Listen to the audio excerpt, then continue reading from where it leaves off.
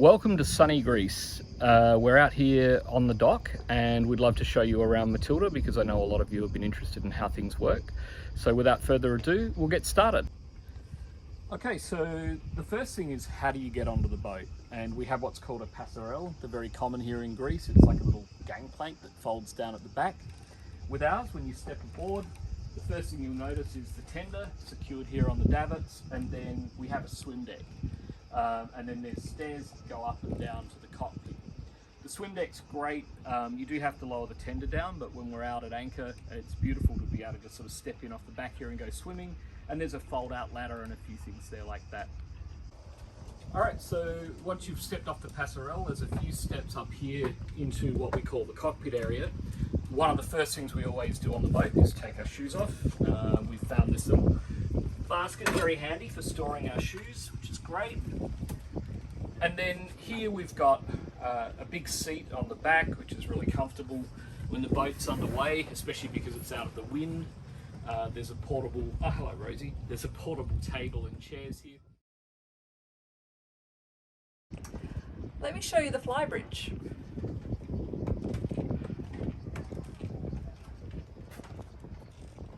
The flybridge is really more of a social place, so we have lots of seating where everyone can see each other. We bring our portable table into the middle for drinks and snacks. And one of my favourite parts of the flybridge is here, the reclining lounge. So I do spend quite a lot of time like reading my Kindle here or just watching the world go by, and a lot of time sleeping actually. At the front we have the helm that we use the most. There's really good visibility here. It's nice to be out in the fresh air rather than down in the hot sort of cabin. We can flip this chair over, the captain's chair, and then this is where you'll see Tim taking Matilda on our journeys. So everything is here at his fingertips.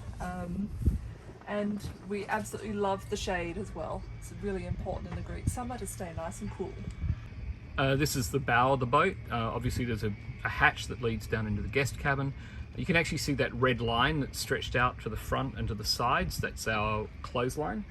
Yeah, not much more to say about the front of the boat than that, but that's what it looks like. And obviously right up the front, we have quite a large anchor, which is really useful given the strong winds that you can experience here in Greece. Okay, so welcome down into the salon.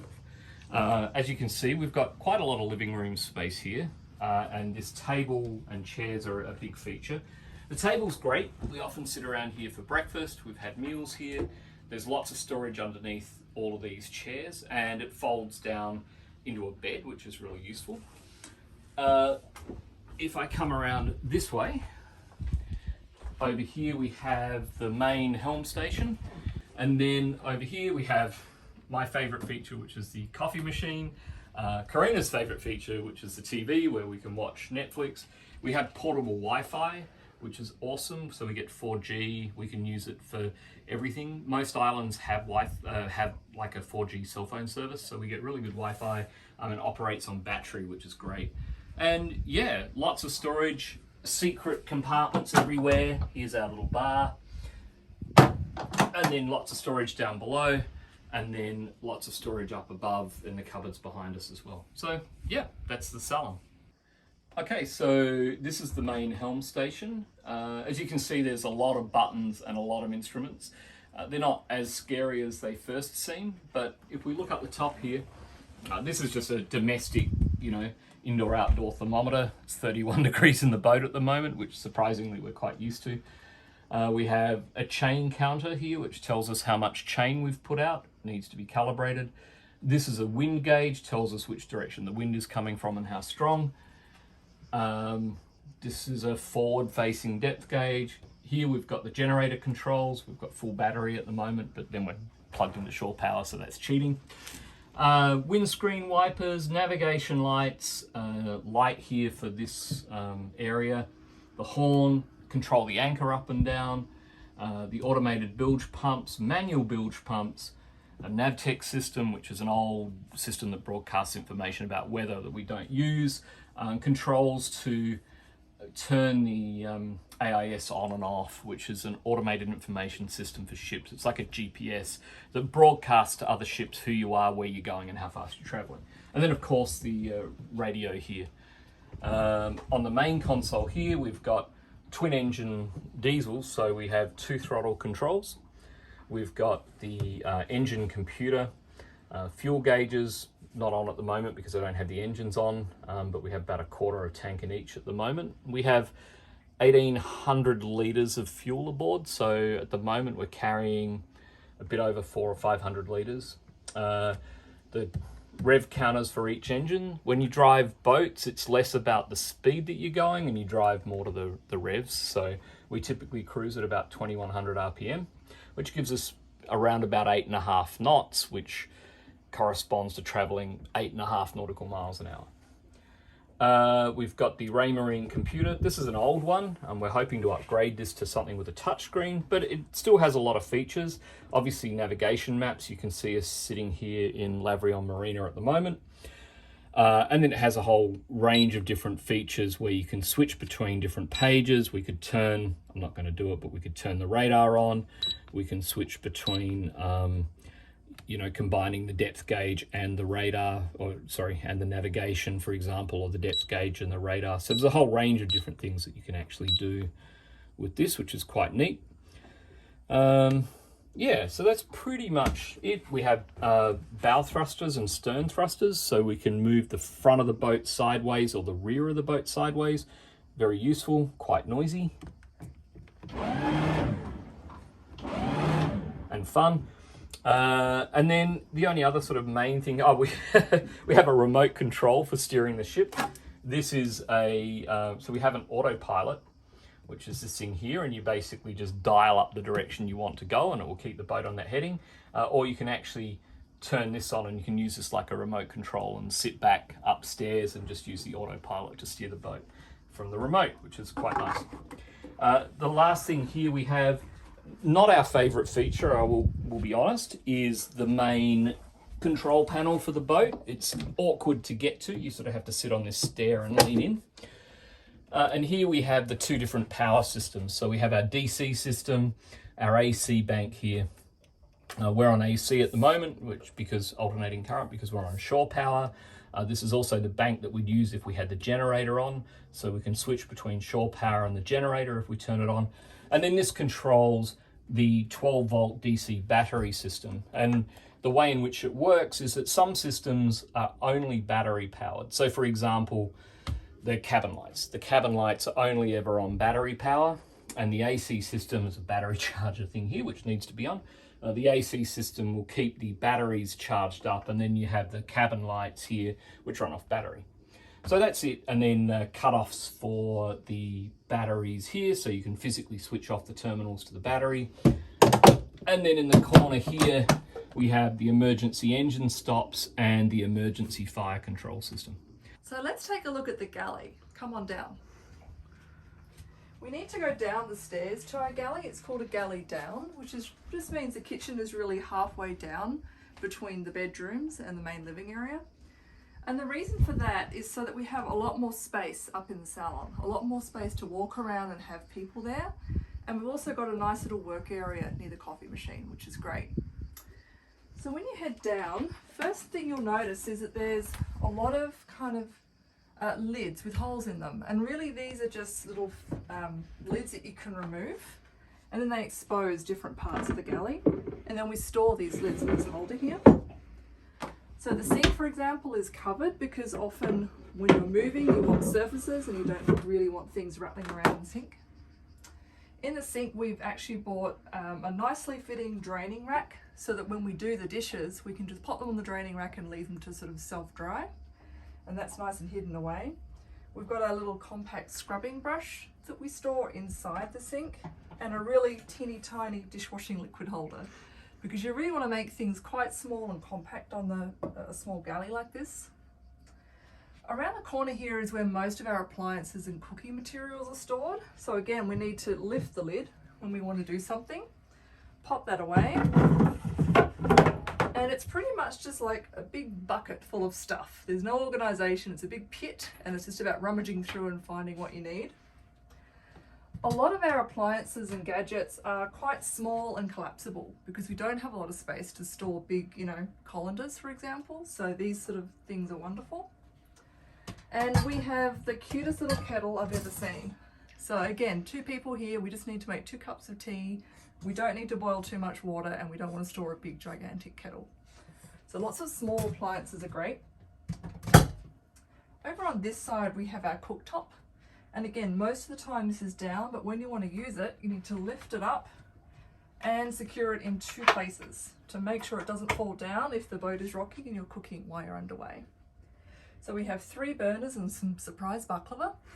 And then we've also got an oven underneath, which is sufficient, again, for 2 of us. It's kind of small, but it does the job.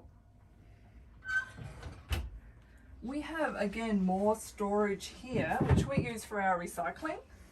But typically on boats, this is the trash can, or where the rubbish goes.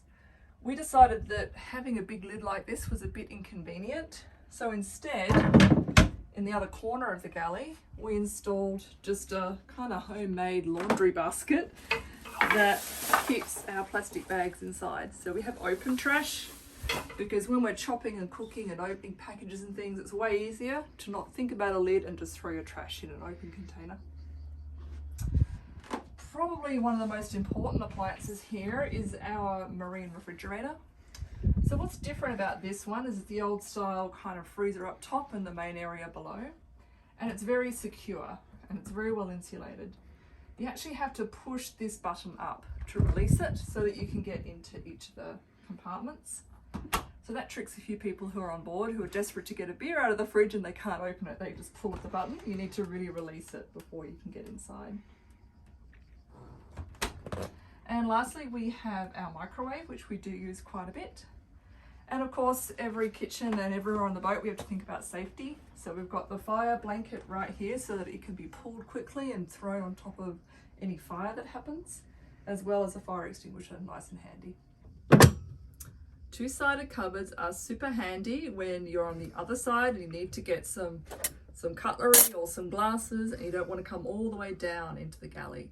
So another great little design feature. Welcome to the head. The head is really a word in boating terms for a toilet or a bathroom. We call them heads.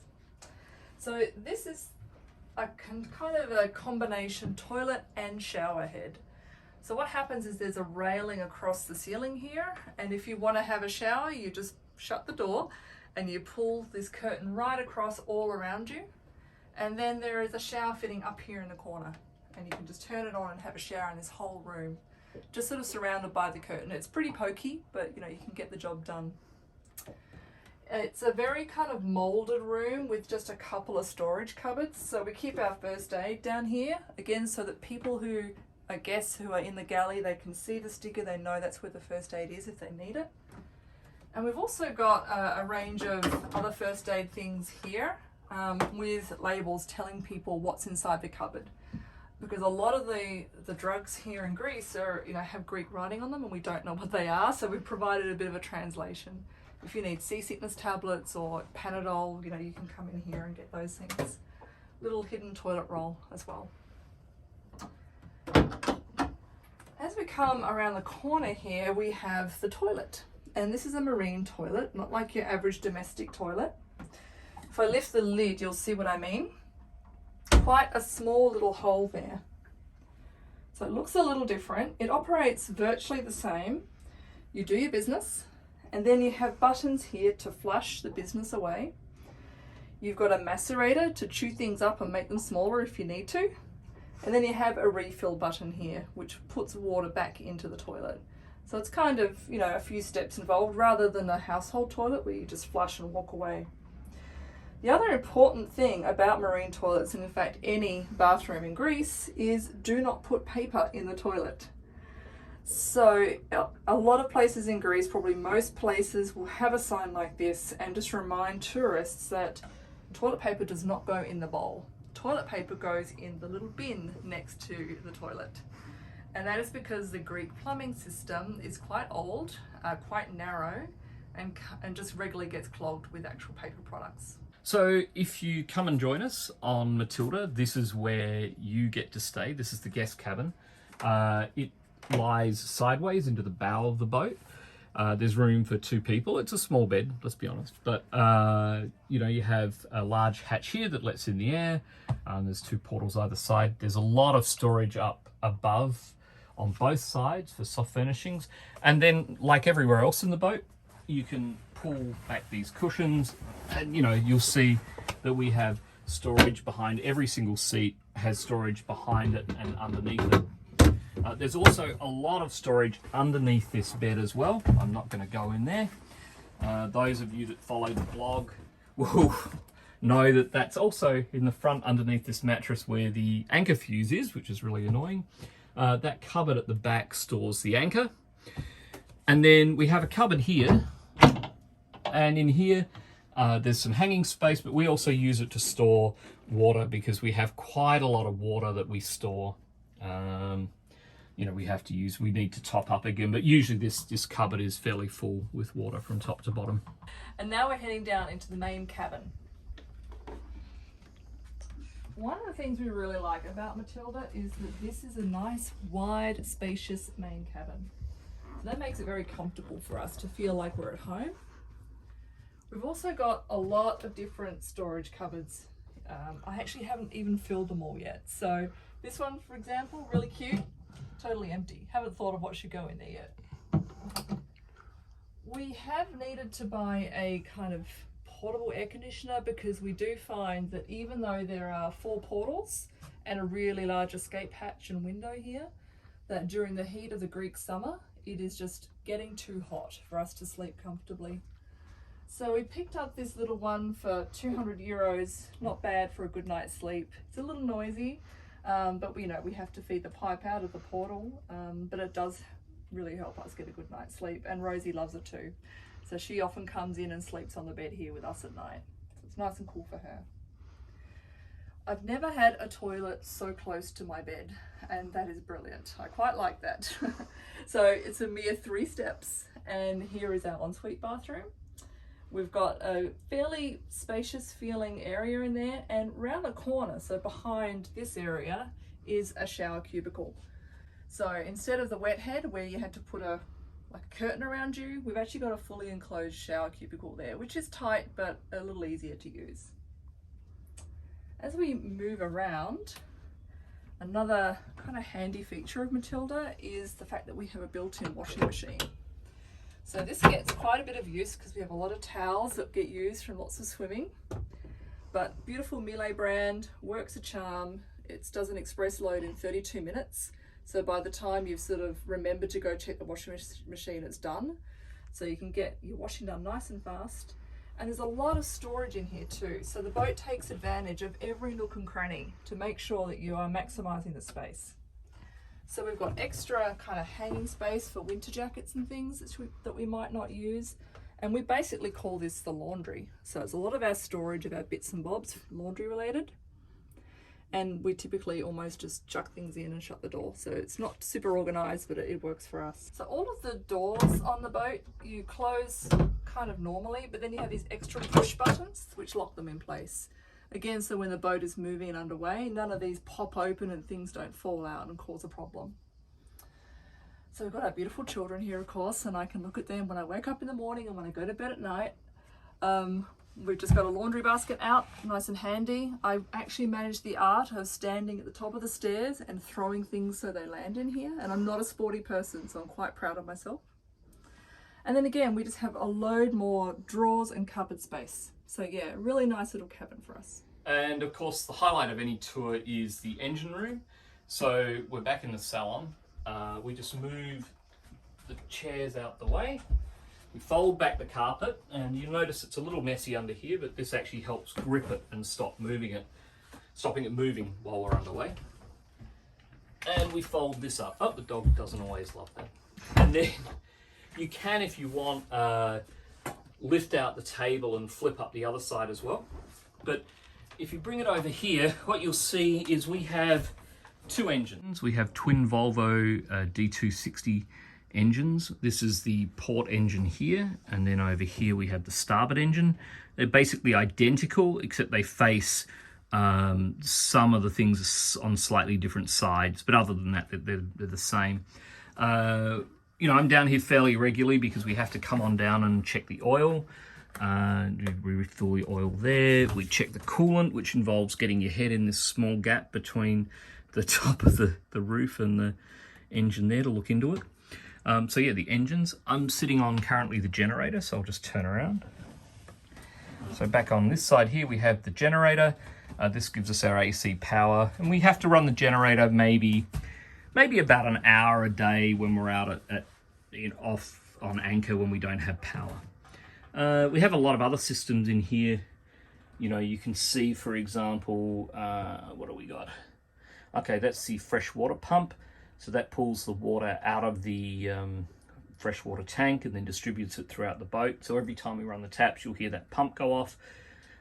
You can see here that we've got a series of through holes, which is basically holes that go from the bottom of the boat into the water. These ones are pulling in cool seawater for things like cooling down the generator while it's running, cooling down that big one there, the big through hole there is for the for this port side engine. And then this is the full fuel distribution system. So the big white things on the side here, you can't really see it, but that's where the main diesel tanks are.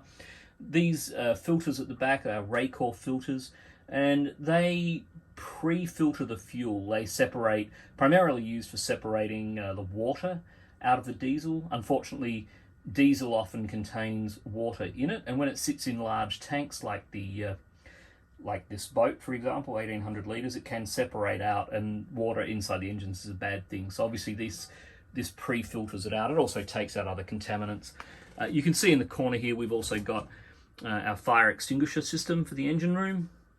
And then if you move across onto this side, that actually goes through into the kitchen. So there's a little door under the stairs you can lift up if you want. And then over here, this is the inverter. This is where we get the power from. So it converts the DC power into AC power so that we can power things like the coffee machine when we're on the hook, on the anchor. And then in the corner there, that is the water heater. Over here, whoops, against this wall, sorry, we have the batteries. So this hooks up to the batteries, and that's the battery terminals or the battery bar there. And that's pretty much it. So that is the engine. And over here you can see back through into the kitchen, there's Karina. Do you want a coffee, hon? I'd love a coffee. And that's the engine room. So that's everything. We really enjoyed showing you Matilda, and we hope that you can come and join us one day. Bye. Bye-bye.